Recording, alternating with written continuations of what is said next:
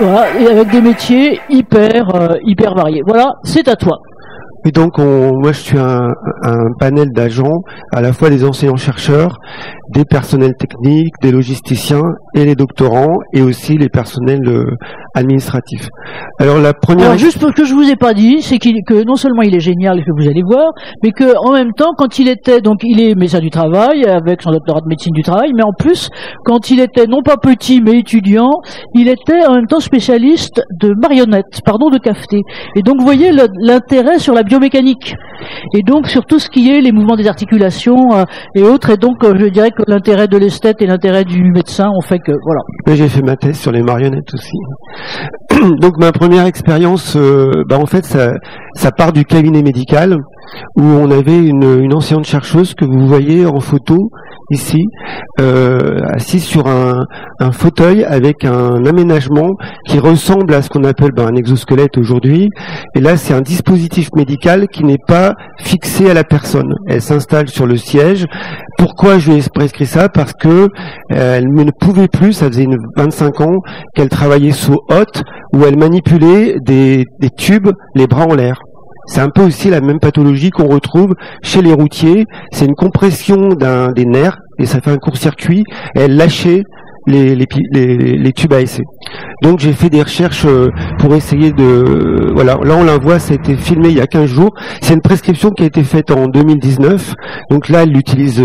elle le garde précieusement, personne n'a le droit d'y toucher, elle l'utilise quasiment quotidiennement et elle est très contente des résultats de ce dispositif qui a un effet aussi anti-gravité. Donc là son bras est porté, elle n'a plus la charge de l'épaule, de l'avant-bras, ça tire plus sur le plexus nerveux et donc elle peut continuer son travail de recherche. Je questionne deux autres. Comment est venu le cas? C'est elle qui, sachant que toc toc, il y a un médecin du travail, venons donc taper chez Monsieur Frédéric. Voilà, c'est passé comment? Alors en fait, comme c'est un personnel hospitalier, elle a une bi-appartenance. En tant qu'enseignante, elle est dépendante de l'UPJV. Donc toute ma responsabilité, c'est sur le champ des laboratoires de recherche. Donc elle est venue me voir justement pour voir quelles étaient les solutions pour aménager son poste de travail. Bon, elle était en larmes parce qu'elle pensait qu'elle pourrait plus jamais... parce que là, c'est de la prévention tertiaire. Dans ce cas-là, c'est le handicap, elle l'aura à vie. Si elle n'a plus l'outil, elle ne guérit pas. Donc elle est venue dans mon cabinet et on a fait des recherches. Et puis c'est sur un dispositif médical. Donc là pour le coup, c'est une prescription médicale. C'est quelque chose qu'on peut pas voir dans un salon comme Préventica puisque c'est un dispositif médical. Donc ça c'était en 2019 ma première prescription de ce qu'on va appeler un exosquelette. Voilà. Dit dispositif d'assistance physique, mais ça fait un peu techno comme terme, donc on l'aime pas beaucoup. Exosquelette, c'est plus marrant, mais c'est pas très juste. Mais vous voyez que cet exosquelette n'est pas fixé au corps, parce que par la suite, vous allez voir, on n'utilise plus que des exosquelettes légers qui s'adaptent comme un sac à dos, en fait. Je te passe le suivant. Oui. Alors là c'est autre chose. On avait chez les agents de logistique ou les peintres et les électriciens une contamination de tendinopathie des épaules. Et puis, quand une tendinopathie n'est pas bien soignée et lorsqu'il y a une surcharge de travail, il y a une rupture des tendons de la coiffe des rotateurs qui peut être partielle ou totale. Et donc, on avait un jeune agent, en même temps il avait 35 ans. Ça c'était en 2022 et cet agent, j'ai eu l'idée, je me suis dit pourquoi pas après l'opération, la rééducation, une fois que son épaule avait retrouvé une certaine mobilité, qu'elle était moins douloureuse, je lui ai proposé de tester. Alors il faut savoir qu'on n'impose strictement rien, on accompagne les gens. Vous voyez la dame qu'on a eue avant, je vais la voir régulièrement, on fait des vidéos, ils participent, ils sont dynamiques, ils savent qu'aujourd'hui je présente leur situation de santé. Il y a une interactivité, on les suit tout le temps. Donc là, cet agent, c'était un problème donc de rupture de tendon qui était opéré, et puis il avait retrouvé une bonne mobilité et très peu de douleur. Donc je lui ai proposé un certain type d'exosquelette. Cette fois, c'est vraiment un exosquelette qui permet de travailler bras en l'air. Alors, faut savoir que c'est des exosquelettes, vous pouvez pas les mettre tout de suite en 5 minutes. Alors, ils sont très faciles à porter, mais il faut apprendre à les régler, il faut apprendre à les utiliser au bon moment et pour les bonnes choses. Donc, les agents à qui je prescris ce type d'exosquelette ont une formation dans mon service avec l'assistante de l'infirmière santé-travail, du psychologue du travail, et en général, on les forme à plusieurs parce qu'il y a une dynamique. Est-ce que le formateur a son langage, ses façons d'expliquer comment on l'utilise, mais entre les agents, s'il y a un incompris de ce qui est dit par le formateur, et c'est ce qui arrive assez fréquemment, les collègues vont trouver des mots ou de l'humour ou une façon de présenter les choses qui fait que ça va être la formation va être intégrée et l'usage. Après, donc cet agent l'utilise depuis 2022, continue à l'utiliser, il n'y a aucun problème, parce que le problème des exosquelettes, l'inquiétude de mon côté, c'est que ça rentre dans un carton et que ça sorte plus parce qu'il faut le mettre en œuvre. Il y a le regard des autres. Donc l'agent, il a un surnom, maintenant on l'appelle Robocop, mais ça a été notre figure de proue pour l'intégration des exosquelettes de ce type en prévention primaire, pour lequel le ministère nous a octroyé un fonds qui a permis de développer l'usage de ce type d'exosquelette qui est actuellement utilisé par une dizaine d'agents à l'université. Donc c'était un cas. Donc, même type de question, c'est lui qui était demandeur. Comment les choses sont venues et comment a-t-il accepté ça? Et si je peux me permettre aussi, par parenthèse, la RH, qu'est-ce qu'elle a dit? Alors en fait, il savait pas que ça existait. C'est parce que je fréquente le salon Préventica depuis un certain temps et que j'ai vu se développer les exosquelettes. Il y a beaucoup de modèles. Il faut savoir qu'à l'université, on a un laboratoire de recherche à l'Institut Ingénierie de la Santé avec un master handicap adaptation et on les teste avec ce laboratoire pour voir un petit peu ce que ça donne. Alors on sait que certains exosquelettes ça va pas du tout. Par contre, les résultats sont pas forcément hyper francs en laboratoire. Après, moi, ce qui m'importe, c'est le résultat de l'agent au cours du temps. Est-ce qu'il est moins fatigué? Est-ce qu'il a plus mal? Est-ce que ça lui apporte réellement quelque chose? C'est les résultats terrain qui m'intéressent. Donc, l'ARH, pas grand-chose. Ça les intéresse pas trop. Seulement, ils me voient un petit peu comme un ovni qui essaie toujours de montrer une nouvelle innovation.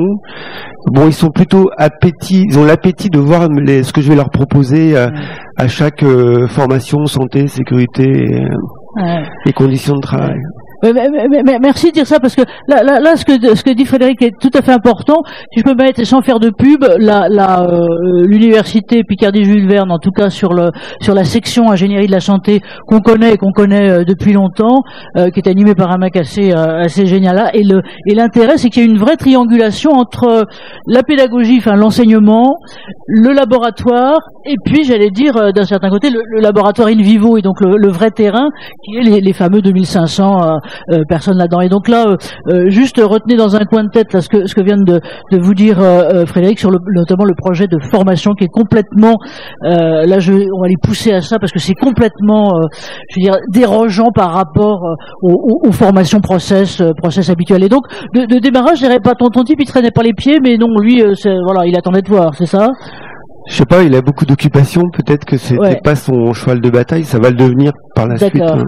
Il y a un nouveau laboratoire où on va travailler exclusivement sur les exosquelettes. Sur ces questions-là, Parce qu'en tout cas, là, ce qui est intéressant, c'est que il a servi un peu de cheval de Troie, si on peut dire, pour ses équipements, et donc aider un peu globalement les autres à débloquer les freins qu'il pouvait y avoir. Oui, puis ça a été le fait d'avoir été lauréat, on a attiré l'attention d'une entreprise américaine qui nous a donné des exosquelettes pour les tester. Malheureusement, nos tests sont pas super confirmants. Et après, attention, j'ai un doute sur la pertinence de nos tests. Peut-être qu'ils sont pas adaptés à ce qu'on fait. Peut-être qu'il faut revoir la méthodologie du test pour mettre en évidence les résultats. Parce que c'est des tests anciens. On teste la consommation d'oxygène à l'effort, etc. Donc peut-être qu'il faut revoir la batterie de test. Ça c'est vrai que il faut une une grande humilité et adaptabilité là-dedans. Moi, je viens d'un autre exemple, alors tout à fait autre. Et là, c'était à l'époque, moi c'était il y a 3-4 ans, j'étais allé chercher ça en Suisse parce qu'on trouvait pas en France des utilisations d'exosquelettes dans des hôpitaux. Et donc, c'était avant le Covid, et donc la France a un certain retard là-dessus. Et je dois dire que les personnes qui étaient à votre place là ont eu du courage parce que le test était un échec. C'est-à-dire qu'en gros, le premier était un échec parce qu'en gros, il s'agissait donc dans le personnel hospitalier c'est des femmes encore une fois essentiellement autour de tout ce qui était l'activité de lingerie, de buanderie et de laverie qui sont essentielles là-dedans. Et avec je vous passe sur les spécificités là-dessus, mais en gros, on pouvait pas mécaniser ça avec des systèmes de lavage, surtout de repassage. Et donc, ils ont trouvé qu'ils ont été chercher en Norvège des exosquelettes qui apparemment, ou en tout cas même fonctionnellement, répondaient tout à fait bien aux trucs, globalement les bras en l'air. Simplement, les systèmes avaient été conçus pour des mecs en gros 1m80, 1m85, 70 kilos, et se retrouvaient à être utilisés par des filles plutôt d'Europe du Sud, plutôt dans les 1m60, plutôt dodus. Et donc obligé, encore une fois, fonctionnellement le truc marchait, mais obligé, ce qui a été l'horreur et qui a fait arrêter l'essai, ils ont repris après, de se coller une ceinture en plus, et comme dans les avions, parce que il n'y avait pas le tour de taille globalement qu'il fallait. Et là, ça a été l'échec du premier. Donc c'est très important d'écouter les utilisateurs de ce côté-là. Alors ça, c'est ton deuxième cas. On passe au troisième. Alors le dernier modèle, ça c'est un modèle qui est sorti l'année dernière. C'est un exosquelette du rachis. Alors vous voyez, c'est la technologie est assez costaud, c'est de la fibre de carbone. Peut-être avant la problématique, si je peux me permettre. Oui, alors on a des agents bien sûr qui ont des problèmes de dos, et puis je sais pas pourquoi, j'ai pas mal de spondylarthrite ankylosante, donc des lombalgies chroniques, c'est des choses classiques. Et donc là, j'ai prescrit 3. Donc 2 spondylarthrites ankylosante, et ça, ça fait 1 mois. Là, ils ont été fournis il y a 1 mois aux agents, donc on attend. Alors c'est curieux parce que quand on a des nouvelles technologies, on s'attend à ce que ce soit les plus jeunes qui se jettent dessus. Et ben non, là cette fois c'est le plus âgé de l'équipe de travail. Bon, il a des problèmes de dos, il est très très motivé à l'utiliser. Donc on avait fait des séances d'essai 1 mois auparavant, durant lesquelles il avait été très content du test, de l'essai. Mais 1 mois après, on l'a équipé. Donc on en a équipé 3. Alors on a aussi une stratégie pour essayer d'éviter les échecs parce que les exosquelettes, on court très vite à l'échec avec ce type de dispositif. On essaye de faire des binômes dans une unité de travail, parce que comme ça, s'il y en a un qui a un problème pour le mettre en place, etc. Et puis le regard des autres, c'est plus supportable quand on est 2. En même temps, dans la communauté universitaire, on a constaté que même les étudiants vont vers les agents, s'y intéressent. Donc finalement, il y a une dynamique qui se crée dans notre structure autour de ces technologies nouvelles, dont faut rester modeste. Hein.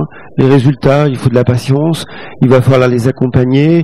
Le monsieur là, la semaine prochaine, je vais essayer d'aller passer du temps avec lui parce qu'on a des déménagements, des choses comme ça. Donc je vais voir avec lui. Sa grande inquiétude, c'est on va pas me faire travailler plus, on va pas me faire porter plus. Non, c'est pas le but. Le but, c'est d'aménager le poste de travail parce qu'il a des problèmes de dos et de compenser. Ça, c'est la prévention secondaire. Ouais. Merci à toi. Peut-être qu'on peut, effectivement, si vous avez envie. Attendez. Non, je voulais juste demander, son métier, en fait, c'est principalement du port de charge. Voilà, c'est la logistique, logistique. Alors que on a 2 agents, les 2 autres agents, il y a un électricien et un plombier. On essaye toujours de varier les métiers pour observer dans le temps les résultats par profession, pour voir s'il y a des choses qui ressortent ou pas. Est-ce qu'on a des améliorations? Est-ce que les gens se sentent mieux, moins fatigués en fin de poste? Après, c'est eux qui décident quand ils l'utilisent. Hein. Ils sont ultra autonomes, ils sont prescrits pour eux, ils peuvent l'emmener chez eux. S'ils veulent, par exemple, ce monsieur-là m'a dit, mais j'ai du bois à couper, est-ce que je peux l'emmener chez moi? Je dis oui, bien sûr. Il faut l'utiliser partout, il faut l'adopter. C'est son outil, c'est à lui, et il l'utilisera tant qu'il sera dans l'établissement. C'est à lui. Il ne peut pas le prêter, il est réglé pour lui. C'est lui qui l'utilise quand il en a besoin. Il faut vraiment leur personnaliser la prescription et les accompagner en disant, voilà, vous pouvez faire quand vous voulez, comme vous voulez. On n'attend pas de vous que vous le mettiez tout le temps, surtout pas.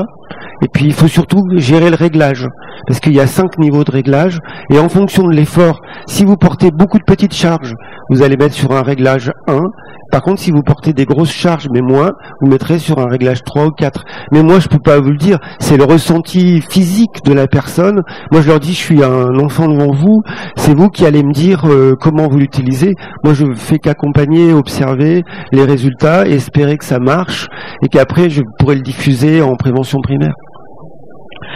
Merci. Peut-être avant de passer à Coraline, est-ce que vous avez déjà quelques questions sur les 3 cas que vous venez de voir, où on prendra de l'ensemble des questions tout à l'heure. Là, merci madame d'avoir posé cette question qui permet de repréciser dans quel cas effectivement c'est où ça. Voilà. Non, micro parce que c'est plus simple et vous attendez que Jean-Loup mette la caméra sur vous. Pardon. Merci. Petite question, donc j'avais vu le maté, je ne sais pas si ça se prononce comme ça. A priori c'est un système de ressort sans batterie. J'ai vu au salon il y avait des systèmes de batterie. Vous parlez aussi de certains qui ne sont pas forcément recommandables. Alors je voudrais savoir l'avantage et l'inconvénient et pourquoi vous équipez sur les 2 exosquelettes, c'était 2 matés. Oui. Parce que mon expérience de ce type d'exosquelette et le résultat des témoignages des agents est positif. En fait, c'est l'expérience du terrain, les retours. Je voudrais pas continuer dans ce type d'exosquelette. Techniquement, ils ont une spécificité que d'autres n'ont pas. Si j'avais pas eu des bons résultats avec le premier modèle, sinon je n'y serais pas allé. Par contre, il y a des modèles que vous voyez ici que je n'utiliserai pas du tout parce qu'en laboratoire, ils explosent. Et donc, la partie casse, je peux pas vous donner les noms. Après, j'ai testé un exosquelette. Sinon, vous ressortez pas et vous allez vous faire fusiller. Donc, surtout avec un micro, tout le monde. Et donc après, j'ai essayé des exosquelettes électriques, du rachis. Moi, je les ai testés, ça fait peur, parce qu'ils vous redressent. Et vous imaginez pas, on ne sait pas ce qu'il y a dans le dos, quelles sont les pathologies, comment elles sont quel type d'évolution elles ont. Même si j'ai un scanner ou une IRM, ce type d'exosquelette, peut-être sur un dos parfaitement sain, peut-être il faut les tester. Après, je sais pas si ça sert à quelque chose. Mais moi, quand j'en ai essayé un, j'ai eu plutôt peur, en fait. Non, parce que je connais pas tous les produits. Voilà, et puis j'ai pas l'expérience. J'ai les expériences sur les 2 d'avant. Sur celui que vous voyez là en dernier, on commence. Les essais ont été positifs par les gens qui les ont essayés. Je les teste aussi. Je m'amuse aussi avec. Je suis le premier à les mettre. Et j'ai confiance dans ce type de produit en termes de sécurité. Après, en termes de santé, je peux vous dire que les gens qui ont été équipés il y a 2 ans et l'année dernière, je les ai tous réexaminés. Je les ai tous revus en visite médicale. Je les ai tous vus sur le terrain quand ils les utilisent. Pour l'instant, il n'y a pas d'effet négatif.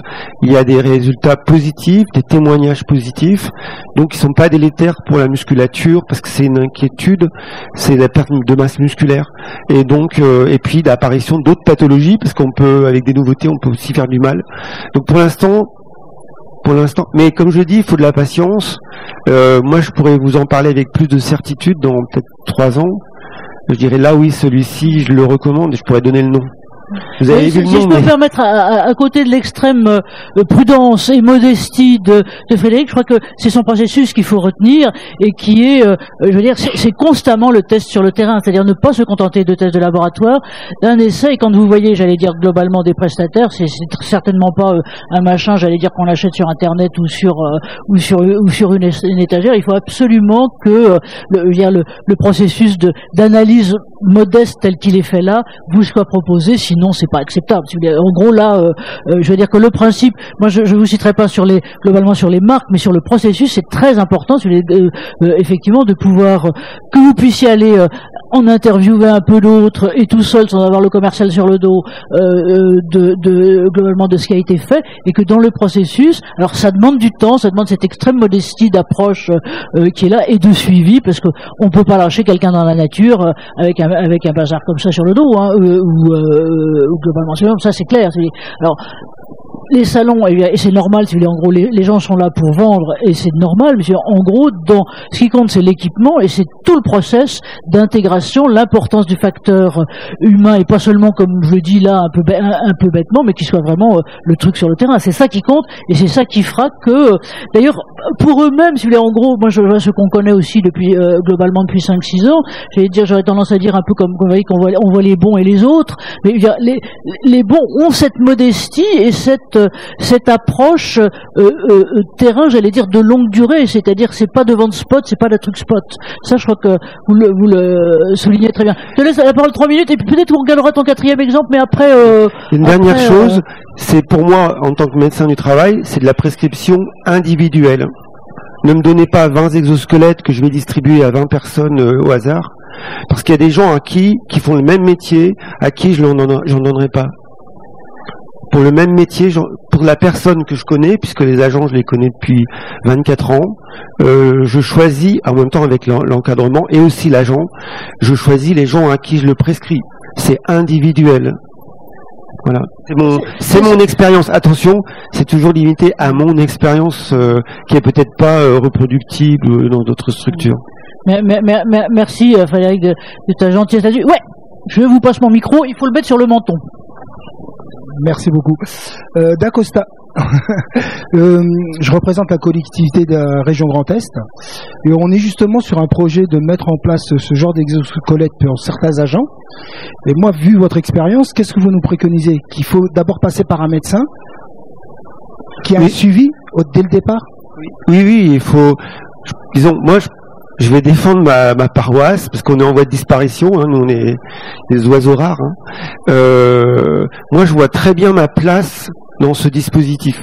Et comment on peut éviter d'échouer Alors bien sûr, vous travaillez avec des ergonomes, le psychologue du travail est ergonome aussi. Il a son regard. L'infirmière santé-travail a son regard. Le formateur a son regard. C'est un travail collectif, mais je pense en effet, j'en resterai à la prescription médicale, même si c'est pas des dispositifs médicaux, même si c'est en prévention primaire.